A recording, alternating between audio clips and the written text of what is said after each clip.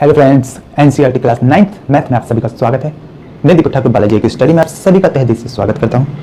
तो अगर आप चैनल पर नए हैं तो चैनल को सब्सक्राइब कर दीजिए और बेल नोटिफिकेशन को ऑल पे सेट कर दीजिएगा ताकि आपको आने वाली सभी वीडियो की नोटिफिकेशन सबसे पहले मिल जाए। तो चलिए क्लास स्टार्ट करते हैं।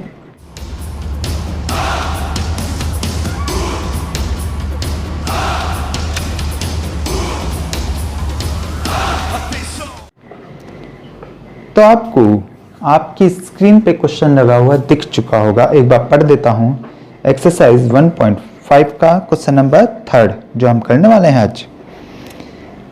Recall pi is defined as the ratio of circumferences C of a circle to its diameter say D, that is pi equal to C by D.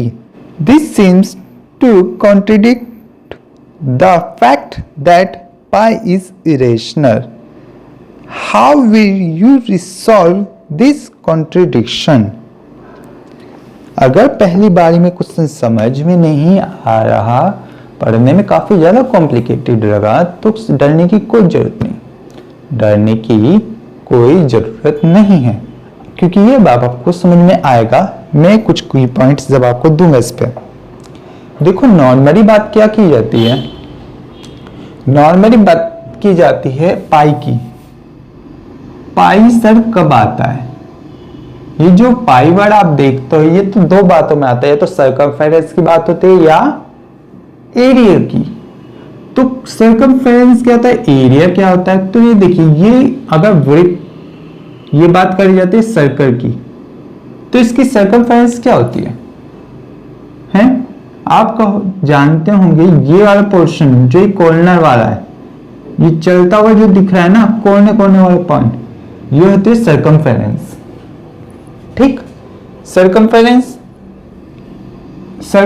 पता चला। अब बात करी जाती है डायमीटर की। डायमीटर क्या होता है?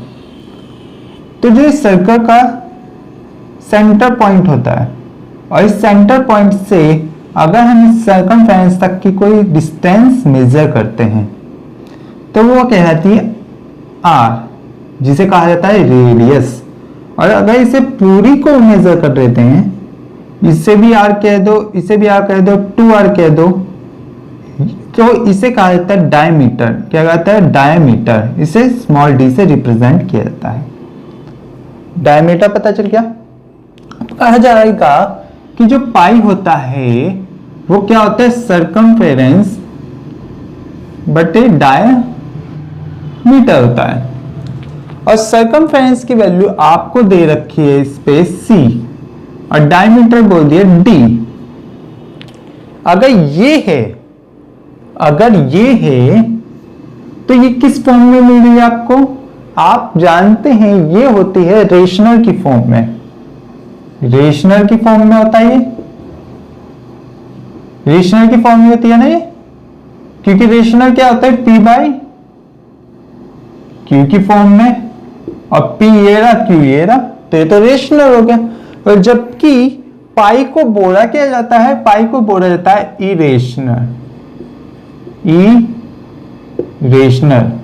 इरेशनल बोला जाता है। अगर पाई को इरेशनल बोला जाता है और मुझे इस वक्त जो वैल्यू मिल रही है रेशनल मिल रही है, तो ये और ये एक दूसरे का क्या पूरी तरह अपोज कर रही है, एक दूसरे को काट रही है कि मैं आपके खिलाफ हूं, ये क्या है कि मैं आपके खिलाफ हूं, हम दोनों एक दूसरे के दुश्मन हैं। अगर ये सच है तो आप इसको किस तरीके से अपने हिसाब से डिस्क्राइब कर सकते हैं, ये इस क्वेश्चन में कहा गया है। तो अब देखो, आपको ये क्वेश्चन कितने अच्छे से समझ में आने वाला है। अब देखो जाए, एक बार पढ़ो इस क्वेश्चन को।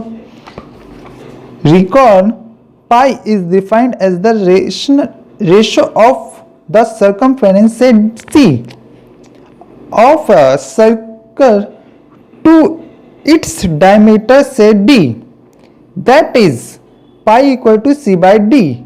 This seems to contradict the fact है that pi is irrational. Pi is irrational. How will you resolve the contradiction? अब क्वेश्चन बहुत अच्छे से समझ में आया होगा, बहुत अच्छे से आपको क्या कहना चाह रहा था। अब नहीं लगेगा इस क्वेश्चन से डर, अब इस क्वेश्चन से डर नहीं लगेगा। तो मैं एक बात आपको बताता हूं, आप क्या जानते हो, आप क्या जानते हो, सी और डी की अगर को मैं एग्जैक्ट वैल्यू मान लूं, क्या मान सकता हूं सी और डी की एग्जैक्ट वैल्यू? देखो सी को अगर मैं बोल देता हूं कि सी भैया आपका 20 हो गया और डी आपका हो गया 7, ऐसा बोल दूं मैं, ऐसा बोल दूं, कोई दिक्कत है? हो सकता है ये वैल्यू निकले, कुछ भी हो, किसी की भी कुछ भी। तो आप क्या करोगे, स्केल लोगे, स्केल से अगर 20 सेंटीमीटर मेजर करते हो, हर के ऐसे सर्कमफ्रेंस मेजर नहीं की जाती, लेकिन बता रहा हूं कोई भी मेजरमेंट का तरीका हो सकता है। तो एक छोटी सी बात देखो, ये स्केल का 0 पॉइंट है और ये 20 यहां तक गया, ठीक है। अब देखो जरा एक बात समझो, मैंने इससे पहले चैप्टर में आपको एक चीज सिखाई थी, क्या? ये जो पॉइंट होते हैं, इसको अगर आप इसको या इसके बीच के कोई भी पॉइंट को लेंस लगा के जूम कर देते थे, जूम कर देते थे, तो कुछ और एक और इसके निकल के आ जाता था कि भाई इसके बीच में ये हो रहा है, फिर इसके बीच में ये हो रहा है। बहुत सारे करवाए थे इस एक्सरसाइज में, मतलब पॉइंटों के फॉर्म में निकल जा कि 20.1 2 3 4 6 7 ऐसे करके।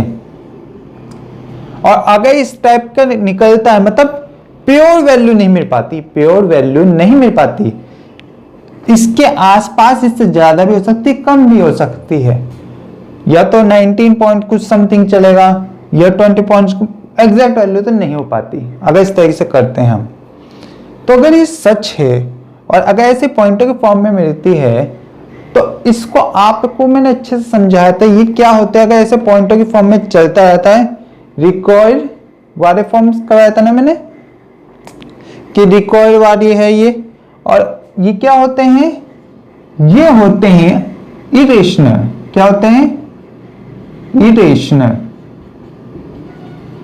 की फॉर्म में अगर पॉइंट के बाद चलता ही जा रहा है, चलता है या शांत नहीं, मतलब कि ये ठीक से शांत नहीं बैठ रहा, चलता ही जा रहा है, तो इसे क्या कहते हैं? इरेशनल स्टेप के नंबर। और अगर ये भी इरेशनल ऐसे है तो ये भी तो हो सकता है, और इरेशनल ऊपर वाले भी आ गए, इरेशनल नीचे वाला भी आ गए। और अगर ये recoil irrational number, recoil irrational number, ये भी रिकॉइल इरेशनल नंबर है, और इन दोनों को एक दूसरे डिवाइड करेंगे तो हमारा क्या आएगा? इरेशनल नंबर होगा। इसलिए पाई को हम इरेशनल नंबर कहते हैं। अब सवाल पैदा होता है कि एग्जाम में ऐसा लिखना है, नहीं एग्जाम में आपको ऐसा नहीं लिखना है। एग्जाम में क्या लिखना है वो मैं आपको बताता हूं, ये आपको सिर्फ समझने के लिए था। एग्जाम में जो आप लिखेंगे वो देख लीजिए, आपके बोर्ड पे लग चुका होगा वो, मैं एक बार पढ़ के आपको समझा देता हूं। The above statement has no contradiction because when we hit perimeter or diameter from a scale or other device, they are their approximate value and not pure। यही बात मैंने समझाई है और यही बात मैंने लिखवा भी दी। तो आपको आशा करता हूं क्लास में पसंद आई होगी। अगर ये नहीं पसंद आई है तो चैनल को सब्सक्राइब कीजिए और बेल नोटिफिकेशन को ऑल पे सेट कर देना। चलिए नेक्स्ट क्लास में मिलता है, तब तक के जय हिंद जय भारत।